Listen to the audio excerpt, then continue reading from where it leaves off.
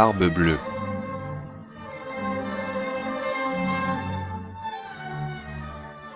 Il était une fois un homme qui avait de belles maisons à la ville et à la campagne, de la vaisselle d'or et d'argent, de beaux meubles et des carrosses tout dorés. Mais malheureusement, cet homme avait la barbe bleue.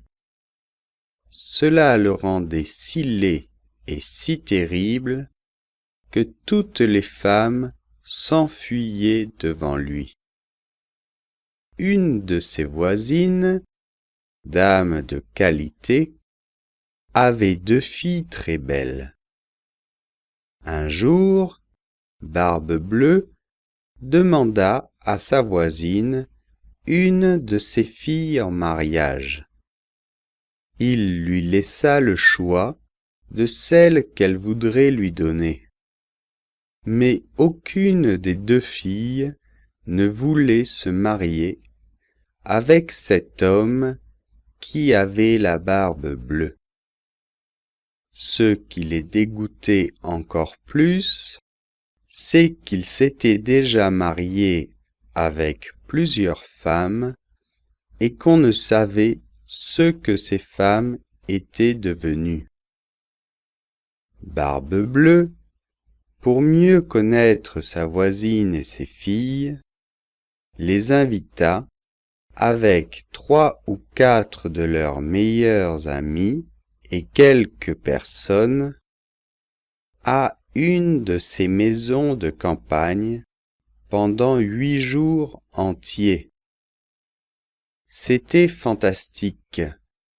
Ils se promenaient, ils chassaient, ils pêchaient, ils mangeaient, ils dansaient, ils ne dormaient presque pas, ils passaient toute la nuit à se faire des plaisanteries les uns aux autres. Enfin, tout allait si bien que la plus jeune des 2 filles commença à trouver que le maître des lieux n'avait plus la barbe si bleue et que c'était un très honnête homme. Dès le retour à la ville, Barbe Bleue et la plus jeune des filles se marièrent. Un mois après, Barbe Bleue annonça à sa femme qu'il devait faire un voyage de 6 semaines au moins pour son travail. Il lui dit alors: « Amusez-vous bien pendant mon absence. Invitez vos amis et faites ce que vous voulez.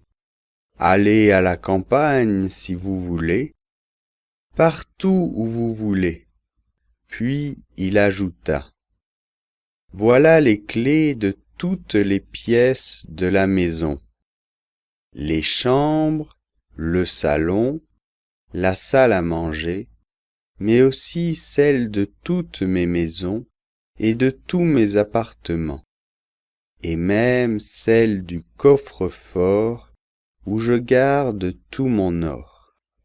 Cette petite clé, c'est la clé du cabinet au bout du couloir du bas.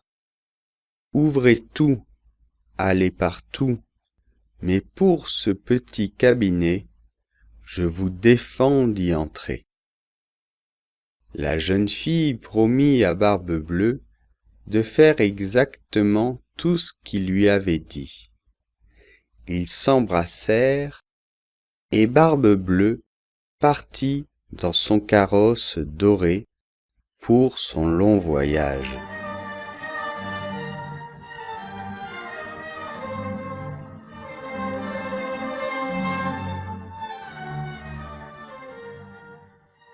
Les voisines et les amis vinrent alors chez Barbe Bleue pour s'amuser avec la jeune fille et voir toutes les richesses de la maison. Cela faisait longtemps qu'elles attendaient ce moment, car elles n'osaient pas venir quand Barbe-Bleue était chez lui. Elles allèrent dans les chambres, les salons, elles visitèrent tous les étages de la maison. Elles admirèrent les robes, les bijoux, la vaisselle, les meubles, les miroirs, les tables, les tapis, tout était magnifique. Elles enviaient le bonheur de leur amie, qui cependant ne s'amusait pas avec le spectacle de toutes ces richesses, à cause de l'impatience qu'elle avait d'aller ouvrir le cabinet du bas. Elle était tellement pressée qu'elle laissa ses amis sans prévenir. Elle descendit par un petit escalier caché, si rapidement qu'elle faillit se casser le cou 2 ou 3 fois. Arrivée à la porte du cabinet, elle s'arrêta. Elle se rappela les paroles de son mari. « Mais pour ce petit cabinet, je vous défends d'y entrer. » Elle hésitait, hésitait. Elle pensa au malheur qui pouvait lui arriver si elle ouvrait la porte. Mais la tentation était trop forte. Elle prit donc la petite clé et ouvrit la porte du cabinet. D'abord, elle ne vit rien parce que les fenêtres étaient fermées. Après un moment, elle commença à voir que le plancher était tout couvert de sang et que ce sang provenait des corps de plusieurs femmes mortes et attachées le long des murs. C'étaient toutes les femmes que Barbe-Bleue avait épousées et qu'il avait égorgées l'une après l'autre. Elle crut mourir de peur, et comme sa main tremblait, la clé du cabinet qu'elle tenait entre ses doigts tomba par terre. Finalement, après avoir récupéré un peu ses esprits, elle ramassa la clé, sortit du cabinet et referma à clé.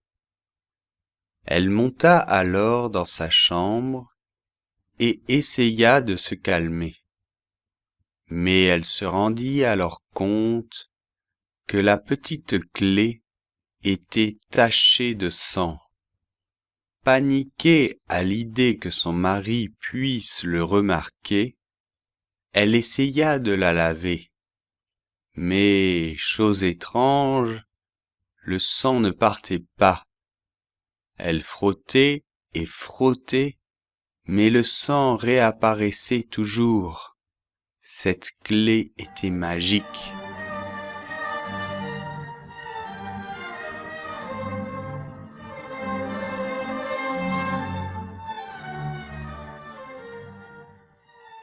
Le soir même, Barbe-Bleue revint de son voyage, car ses affaires avaient duré moins de temps que prévu.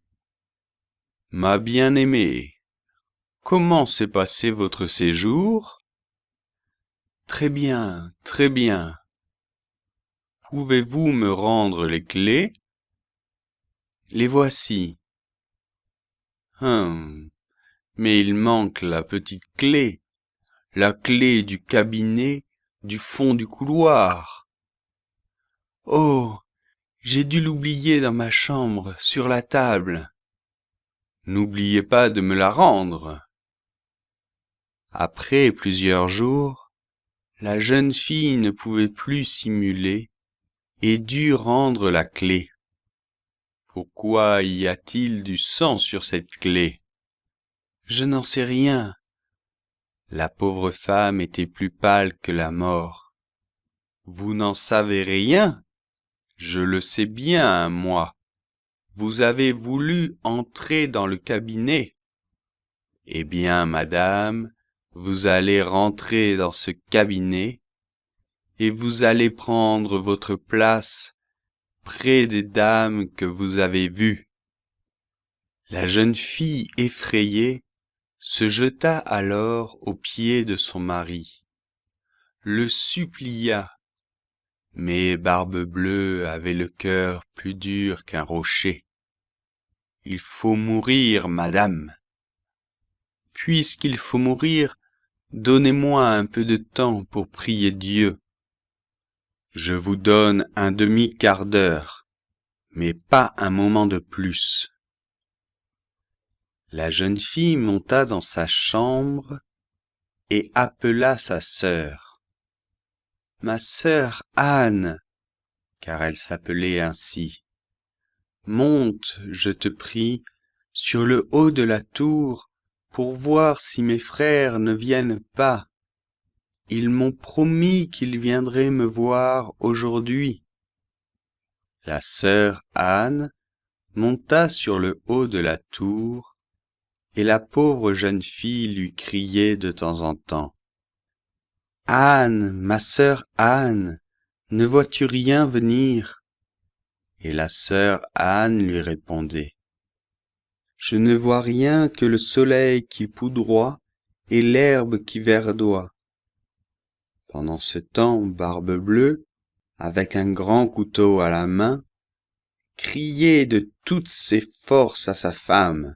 « Descends vite, ou je monte là-haut. »« Encore un moment, s'il vous plaît, » lui répondait sa femme. Et aussitôt elle criait tout bas. « Anne, ma sœur Anne, ne vois-tu rien venir ?» Et la sœur Anne répondait. « Je ne vois rien que le soleil qui poudroie et l'herbe qui verdoie. »« Descends donc vite, » criait Barbe-Bleue, « ou je vais monter là-haut. »« J'arrive, » répondait la femme, et puis elle criait. « Anne, ma sœur Anne, ne vois-tu rien venir ?»« Je vois, » répondit la sœur Anne, « une grosse poussière qui vient de ce côté-ci. Ce sont mes frères. »« Hélas, non, ma sœur, c'est un troupeau de moutons. Ne veux-tu pas descendre ?» criait Barbe-Bleue. « Encore un moment, » répondait sa femme, et puis elle criait. « Anne, ma sœur Anne, ne vois-tu rien venir ?»« Je vois, » répondit-elle, « 2 cavaliers qui viennent de ce côté, mais ils sont bien loin encore. Dieu soit loué, ce sont mes frères. » Barbe-Bleue criait si fort que toute la maison tremblait. La pauvre femme descendit et alla se jeter à nouveau aux pieds de son mari.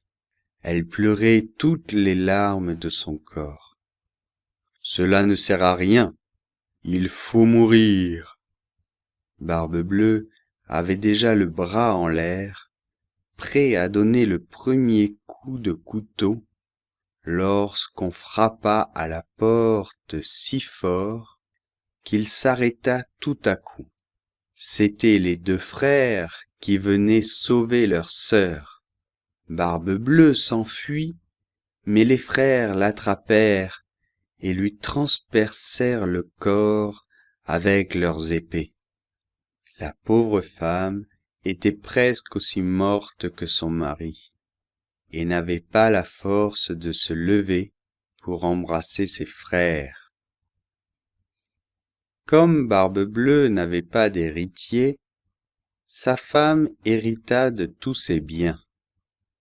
Elle dépensa une partie de la fortune pour marier sa sœur, une autre partie pour acheter des charges de capitaine à ses 2 frères, et le reste pour se marier elle-même à un honnête homme.